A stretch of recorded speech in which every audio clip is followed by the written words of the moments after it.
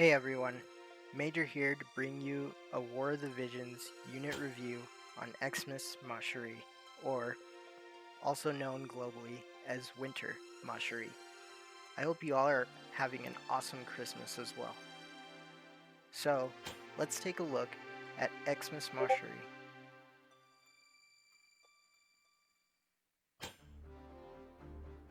So first we'll start by taking a look at her stats and resistances. At level 99, her base stats are HP 2442, TP 135, AP 127, Attack 259, Magic 64, Defense 0, Spirit 0, Agility 52, Dexterity 151. Now, Bravery and Faith obviously can fluctuate depending on the individual's unit. I just recently raised her Bravery to 97, so yeah. Move 3, Jump 4, Range 2, Luck 122, Cost 0. Her equipable items are spears, armor, helms, and accessories. Her attack type resistances are: she is resistant to slashing damage by 20%, neutral to piercing damage. She is weak to striking damage by 20%, weak to missile damage by 20%, and resistant to magic damage by 20%. Now, elemental resistances, she is strong against ice by 30%, and weak against water by 10%, and all other elements she is neutral. Status ailment resistances, she is resistant to blind by 20%, resistant to paralysis by 50%, and I'm not sure what this status ailment is right here. If you know, let me know in the comments, because I've never actually known what this is. But that's 10%, and she is resistant to immobilize by 50%. So real quickly, let's take a look at her Trustmaster. We'll talk a little more about it later, but the stats are 342, Defense 8, Spirit 5, and Crit 9. So, not too bad. And the ability is called Winter Harmony.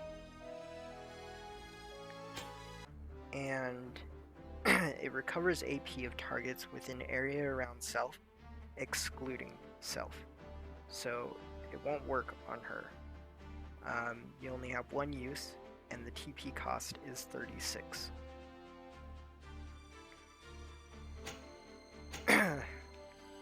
Xmas Macherie has 3 jobs, her main being Dragoon, her sub being Viking, and her second sub being Ranger. Some people call this Hunter, but yeah. Viking is probably the most niche out of the 3. You probably wouldn't use it very much unless in very particular situations. But let's take a look at her abilities.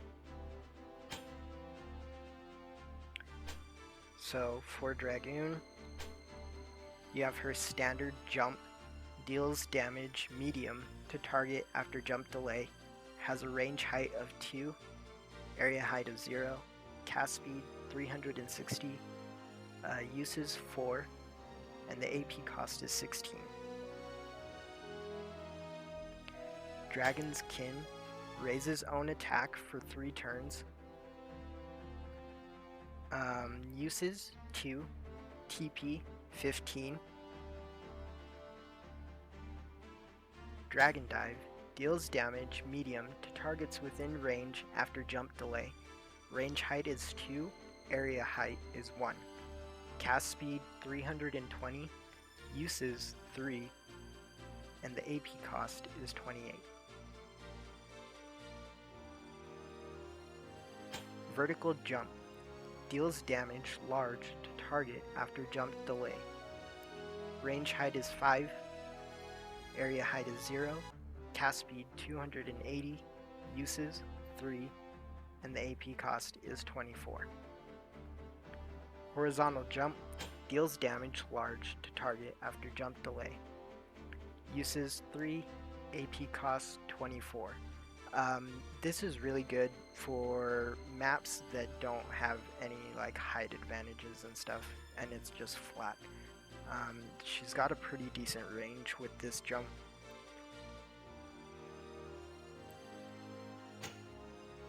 So let's take a look at her dragon sub-abilities. Dragon's Roar, chance of lowering bravery of targets within range. You probably would never use this, at least I wouldn't. Dragon Standard, raises own jump / move by 1 for 3 turns. Uses for TP 17. These two aren't that great. Out of all the sub abilities, you would want to sub Ranger, in my opinion. That's the best one. Let's take a look at the Viking abilities.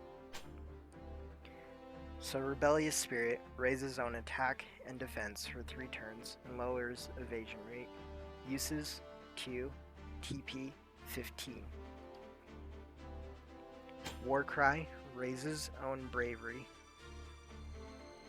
Uses 1, and the TP cost is 12. Kneebreaker deals damage small to target and piercing and chance of inflicting immobilize for 3 turns. Uses 3, and the AP cost is 18. Full Bodied Blow deals damage extra large to target. Range height 0, area height 0, cast speed 120, uses 2, AP 37. So if you were to go Viking, this is like the ability you would want to use just because the damage output is too good. But again, like I was saying, it's pretty niche because depending on the situation, most of the time she's gonna be jumping anyways. So yeah, in my opinion, the Viking subclass is just very niche.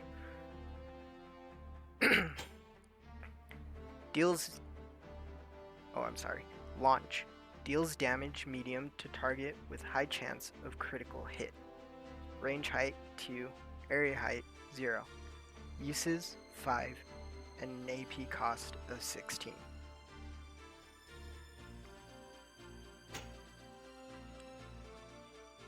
Alright, Ranger sub-abilities. You have Charge, deals damage small to target. Sharpshoot, deals damage medium to target and guaranteed hit. Uses 4, AP cost is 19. Poison Arrow, deals damage small to target and chance of inflicting poison for 3 turns. Range height 4, area height 0. Uses 5, AP cost is 22. Vigilance significantly raises own evasion rate for 1 turn and lowers own all elemental resistance and all attack resistance. Uses 2, TP 20.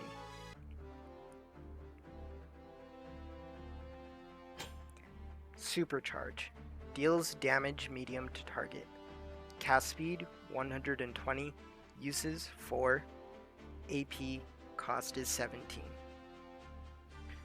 And finally, Barrage deals damage medium to targets within range. Range height is 4, area height is 1, uses 3, and the AP cost is 45. So most of these you wouldn't use. The only ones that I do use are Sharpshoot, Vigilance, and Barrage. So let's take a look at her support abilities. The ones I use are HP up level 1 and Viking lore. Those are her best support abilities to me. This just raises max HP, and Viking lore raises max HP and attack. Her other support abilities are Jump +1, that one is pretty self-explanatory, Ranger lore, Range +1 and raises accuracy rate, Focus significantly reduces activation time and raises missile attack. So this is actually a pretty good one as well if you're going up against double gunner teams and are trying to get jumps out as quickly as possible. Unyielding protection raises missile resistance, so again this would be good for like double gunner comps. So take those if you feel you need it. Her reaction abilities, Reflex, chance of evading all attacks. This is by far the best one in my opinion. Dragon's Blade, chance of counterattack when taking damage and absorbs damage dealt. Has a range height of 2, area height of 0. And finally, Fighting Spirit. Chance of recovering own HP medium when taking damage and chance of inflicting berserk for 3 turns.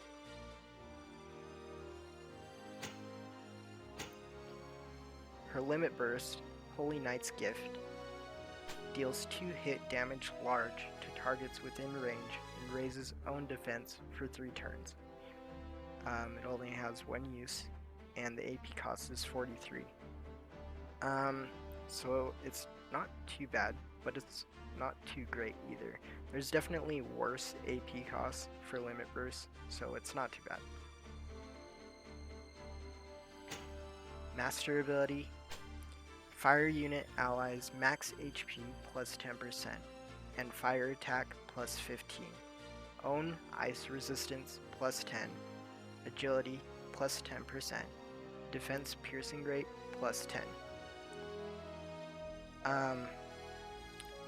Some people were a little confused, and so I'll just say it to clarify. She actually has 2 job quests. She has the standard one at level 40, and then she has another one at level 80.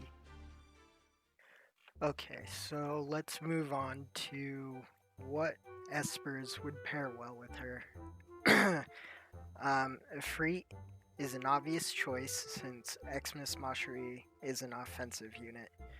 Fri even provides Pierce Attack up on his board. Odin, he is viable for Macherie because of the attack up, Maneater, evasion, and missile resistance on his board. And then we have Lamia Queen, a good balancing Esper for Macherie. She provides attack up, water resistance if you want to go that route, and critical evasion rate as well as Ice Eater. Okay, so next let's take a look at vision cards or VCs that would be good with Xmas Macherie.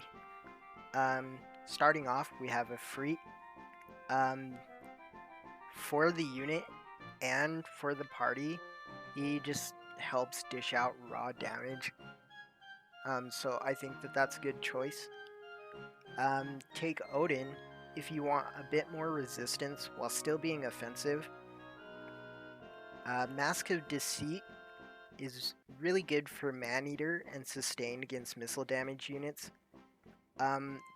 There are limited effects for this VC that I didn't list, and one is for Mont. wind attack resistance up, and hate up.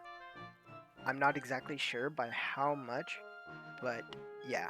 And the other limited effects are for Glaciella and Victoria, and they get pierce attack up. Then dashing over a snowy field is a great card if you're running 2 pierce damage units or more. And then we have Holy Knight's Visitor, Winter Moogle. I would suggest using this card if you don't own a free, or if this card is higher level than a free. For our second set of VCs, we have Envious Magician, and although the party ability may not be as useful unless you have a mage, this can significantly reduce Xmas Macherie's jump time at the cost of defense down. Moving on to Snow White Guard, and if I'm being honest, this card is one of my favorite VCs in the whole game. I feel it's really underrated, and this will help Xmas Macherie's already strong resistance to slash damage, as well as aid with missile attack resistance at the cost of max HP down. The party ability is critical damage up. And moving on to Titan, for the unit, he increases pierce attack percentage, and the party ability is increase human killer. I believe for both of those, it is physical attack only, so just keep that in mind. And next is the 4 Warring Lords. This is a nice card for offense. It gives attack percent up with the party ability raising critical hit rate up. And then lastly, we have Cleansing the Mind. This card is also viable because Xmas Macherie has a pretty good luck stat, and the party ability will give missile attack resistance up. So there's a lot of options and leeway that you can work with to deal with all those double gunner team comps that are out there in arena and guild battles. Alright, and finally moving on to equipment for Xmas Macherie, starting with weapons, we have Drake's Horn Spear, grants Dragon Killer. It also gives pierce attack up. And personally, I would go for assault or critical. However, please keep in mind that the crit stat is hard to raise on this spear. Next, we have Ice Lance. As far as I know, there isn't a Fire Lance yet. You only want to use this for the pierce attack up and high attack stat.